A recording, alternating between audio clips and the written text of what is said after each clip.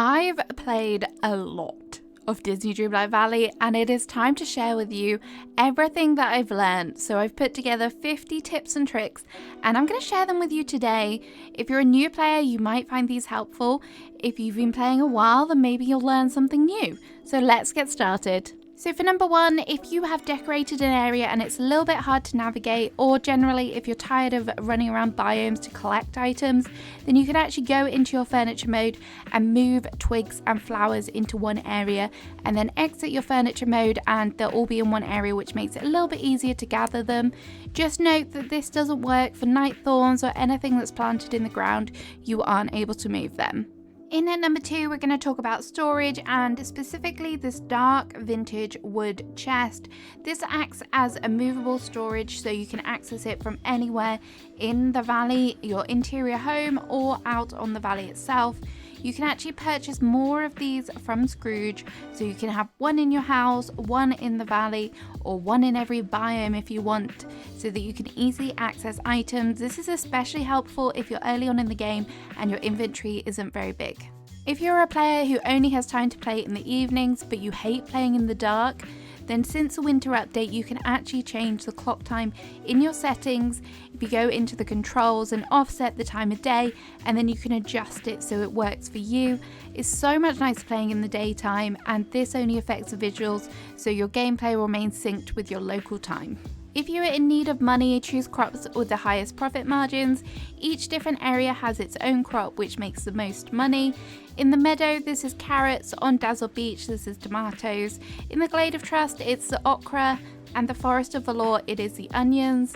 In Forested Heights, it's the asparagus, but eggplants are a close second. In Sunlit Plateau, it is the soya beans, and we all know pumpkins are the best money maker overall, and they can be purchased in Forgotten Lands. If you're early in the game, definitely focus on carrots, as they only take 15 minutes to grow.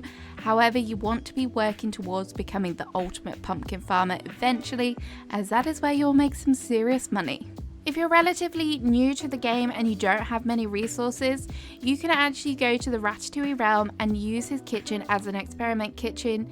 He has resources available to you, and you'll be able to use these ingredients to unlock new recipes. Just have a play around, and who knows what you might learn. These are great. You won't be able to take the dishes away with you. However, you'll be able to have them saved in your cookbook for future cooking experiments. In at number 6, we're going to talk about how important your map is. Not only can you fast travel around your valley using the different wells that are available, but you can also fast travel into different realms. All you have to do is click on the castle and pick your desired realm, and then you'll be transported there. When you leave that realm, you'll actually be taken back to where you were originally. This makes it so much easier, so you don't have to walk all the way to your castle and then pick a relevant door. I just love that about it. Your map is also really useful to tell you when your crops need watering. If you see this red circle with the water drop in, that means that they need watering.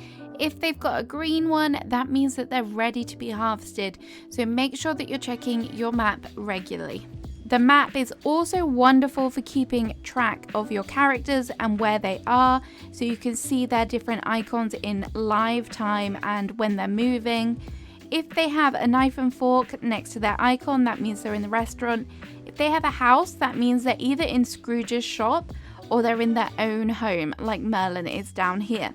If you click on one particular character, they will go a glowing purple color, and this means that you will get a live kind of trail as to where that particular character is. So even if you're struggling and can't figure it out from your map, you can actually do it in the game as well. For number 9, we're going to talk about the collection page. This is so important, and it is a huge reference for pretty much everything you need to know in the game. So your memories are stored here, your character information is also here, which tells you which hangout bonus they have, what their favorite gifts are of the day. The crafting tells you what the recipe is for certain items and how much they sell for. The critters, it will tell you where to find that critter and whether they're here today. If so, what time they are there. The fish, it will tell you where to find them, also how much it sells for and how much energy it gives you. Foraging is very similar again, where to find a particular item and also how much it sells for. Ingredients, this is all about your crops, so this tells you where to buy it, which Goofy stall sells it, how quick it grows, how many items it gives you, so the yield of the plant, also how much it sells for, how much energy it gives you. All of the recipes that you've crafted will be stored in the meals section, and once you have it crafted, it will tell you the recipe, so you need to unlock that particular recipe for it to tell you how to make it, and then it will tell you how much it sells for and how much energy it gives. The gems page, again, pretty straightforward. It tells you where to find them and how much it sells for. And then the bottom two are the clothing sets and furniture sets. So this is everything that you've purchased or that you've unlocked. So if you're looking for an item, you can just scroll through here. And then once you have unlocked that item, it will give you a notification to say that you've unlocked a new item. So that's an overview of the collection page. Honestly, so valuable, so great. Keep looking at it if you ever get stuck. If you plant your crops at the right time when it is raining, then the rain will automatically water your crops for you, so you don't have to do any hard work. I love that. Such a little hack. So if you see it looking like it's gonna rain, quickly head over and plant some of your crops. If you aren't able to get the rain to water your plants, then I definitely recommend planting your crops in a 3 wide formation. For some reason, and maybe this is just a personal preference, but I have found that the water can area does seem to grasp on a little bit easier to the crops, making it quicker and less fiddly to water them. Number 12 is another little farming hack, and this is to make sure that you're holding down the button when it comes to digging. This will speed it up so much, and it just makes it so much easier as it will dig in a straight line for you. There's no repetitive clicking here. You can also hold down the button when it comes to harvesting your crops. If you're on a PC, you can just hold down E. This makes it so much quicker and easier to harvest your crops. Sometimes it does do it in a bit of a skew-if pattern, but it still makes it easier. Each day, a blue and a green chest will spawn in your valley. It is random, so you'll have to go and do some hunting for it. The blue chest will give you moonstones that you need for the star path, and the green chest will either give you coins, or you may get lucky and get some furniture. Each Disney Dreamlight Valley character comes with a hangout bonus, which you get to select when you reach friendship level 2 with them, and this is so important when it comes to farming resources, fishing, foraging, mining, because you can get extra items just from hanging out with them. It's really great for crops if you're looking to make money, but generally if you're just after a few extra resources, make sure that you're hanging out with them to get those bonuses. For number 16, we're going to talk about stamina. If you're early on in the game, don't worry, your stamina bar does increase as you go through the levels, but if you're after a free refill because you don't have many resources, always take a trip back to your home. For a quick way to do this, place a well next to your house so that you can fast travel there. If you're a little bit further on in the game and you are struggling with stamina still, use higher quality food. So this isn't going to be your basic ingredients, this is going to be recipes.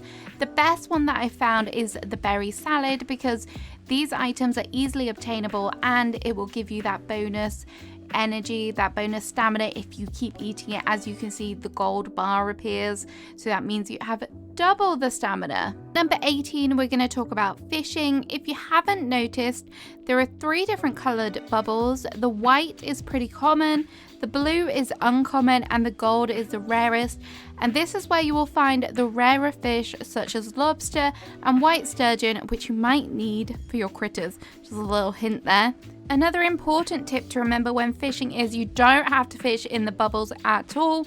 You can actually fish in just the normal open water and you will get fish, and more importantly you'll get seaweed, which I feel is a higher spawn rate if you don't use the bubbles. If you hate fishing, don't forget to upgrade Moana's boat. Obviously you'll need Moana in your realm for this, but once you upgrade it to the full max, you can collect 20 fish, which is a huge deal, and you get a wide variety of fish, so it's a great thing to have on your valley. If you're in a rush when planting your crops, make sure that you are planting them in the biome where you can purchase the seeds, as this will make them grow 10% quicker than if you planted them in any other biome.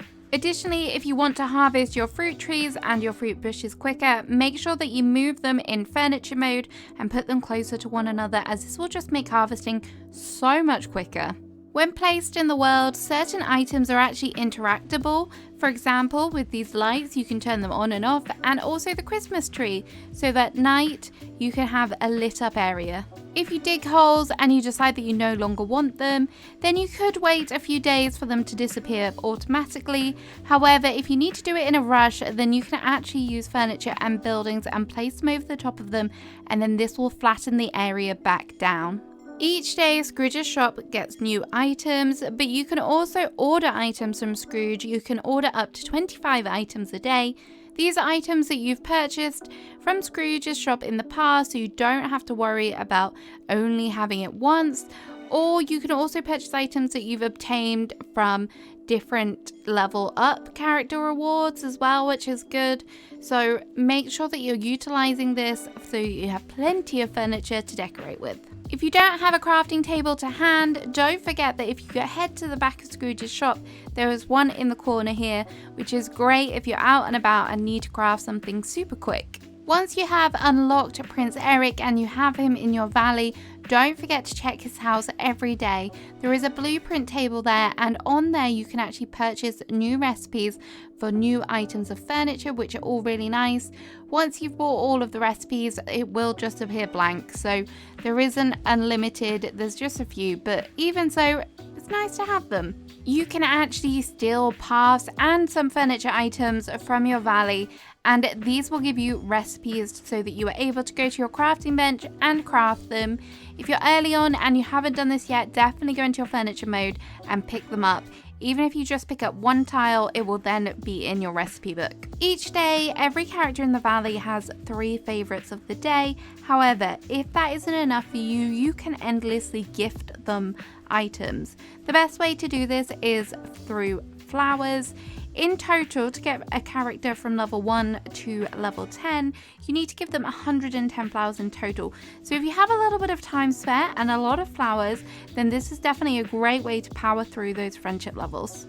Occasionally, when harvesting fruit trees and bushes and also crops, you will see a gold glow around them. Keep harvesting these and you will get a nice little extra bonus. If you are tired of running around biomes looking for wood, then remove some of the trees and just have 3, maybe 4 altogether in one area, and this will concentrate the spawn of wood, making it easier to collect so you don't have to run around everywhere.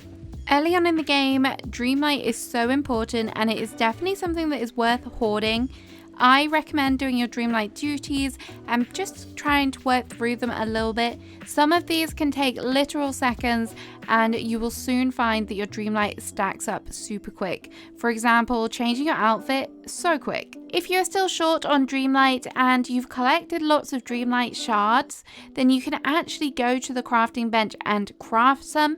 It takes 10 Dream Shards to create 250 Dreamlight, so it does work out expensive. Just be careful with how many shards you use. If you are short on crafting resources, don't forget to go to Christoph's store daily. He restocks with 6 different items every day. They do have limits, but this is why you should be visiting it every day. In the beginning, it will be so tempting to sell everything just to make some money, but in the long run, you need to be harvesting everything and hoarding everything. The best way to store everything is in some sort of storage area, so make sure that you've got lots of chests crafted because boy, you are gonna need them. When cooking, the autofill feature is great. However, just be wary of it because sometimes it will grab 2, maybe 3 of the same vegetable, and you might not have many of those vegetables saved. So if you don't want it to craft it, you can simply exit out and just switch it with something else. Not like that. Whilst we're on the topic of food, you can also use recipes that you've crafted as decoration. All you need to do is drop them down into the world and then go into your furniture mode and place them where you want. You can even put them on tables and countertops. Like with food, you can also drop flowers into the world and use these as decoration by going into your furniture mode and moving them around once you've dropped them.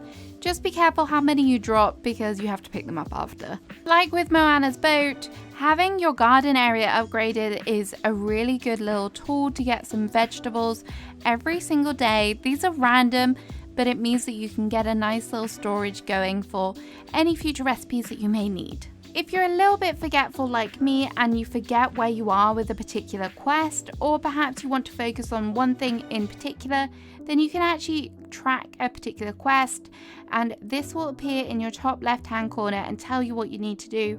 If you are on PC, then you can just press T and that will really quickly track the quest for you. Once you have completed the house expansions from Scrooge McDuck, you will unlock the elevator. Once you have this elevator, you can add in new floors, new rooms, and you can also edit rooms. If you decide that you want an 8x8 room and then later on you change your mind and you want to make it a 10x10, you can do this. This will remove all of the furniture inside the room. However, it will go into your inventory, so it's safe, it hasn't been deleted. So you can edit room sizes afterwards if you want to. Expanding your inventory early on is crucial because there is so much to collect. In the beginning, you will get 21 slots and you can expand them 7 slots at a time. It will cost you star coins. For a 28 slot backpack, it will cost you 5,000. For a 35 slot backpack, it will cost you 20. And for a 42 slot backpack, which is the full one, it will cost you 50,000. It is so worth it.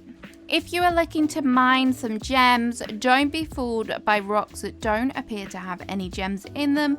Sometimes gems will only become apparent once you have started mining at the rock. So if you see any rocks, I would definitely recommend that you mine all of them, even if you are just trying to hunt for gems. The winter update introduced elixirs into the game. These are craftable potions and give buffs to your tools. The watering can potion will cause your plants to grow immediately, one using the potion. The pickaxe polish will allow you to harvest more gems. The shovel varnish will lead you to digging up more valuable items. And the fishing bait will allow you to catch rare fish from white circles. These are definitely worth catching if you're in need of something quickly. Iron is definitely one of the most valuable commodities when it comes to crafting furniture, and sometimes it can be hard to come by. I definitely recommend going to the Glade of Trust, clearing out the mines there, and then going to the Forest of Valor.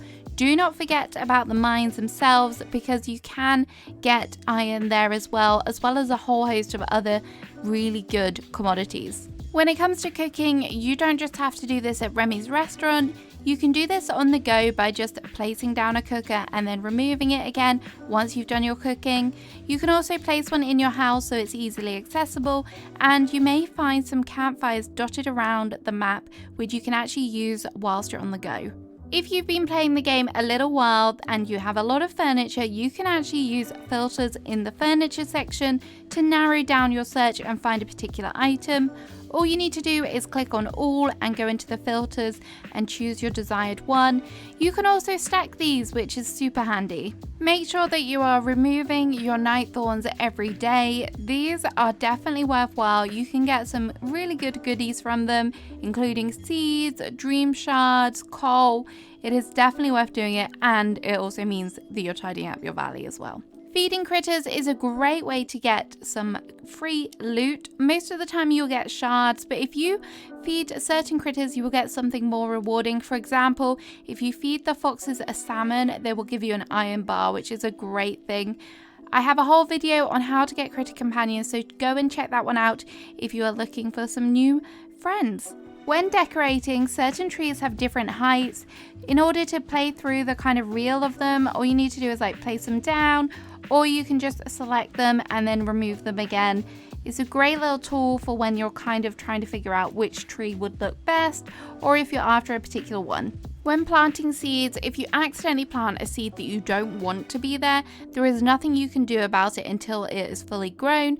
However, there is one way to avoid this, and this is by either dropping your seeds before you go to plant, or keeping a storage chest close to hand where you're farming so that you can store any excess seeds in there. My next tip is do not ignore the event and the star path whilst we're in early access. We don't know how the game is going to look once it goes free to play. However, I'm guessing the moonstone are definitely going to play a vital role, and perhaps this will be how you purchase the new star path. So trying to get as much moonstones as possible early on is definitely wise, and a lot of the rewards pages do have moonstones on them. So definitely make sure that you are doing your duties and purchasing those moonstones. So we've made it to tip number 50. If you've made it this far, let me know which character is your favorite in the comments. But really for this one, I just want to say hoard, hoard, hoard. I know I've touched on it in this video, but it is so important and you really do need lots of resources in this game. So harvest whatever you can and keep it in your storage. Trust me, it will come in handy. I hope you found these hints and tips helpful and enjoy playing Disney Dreamlight Valley. I'll see you again soon with another video. Bye bye.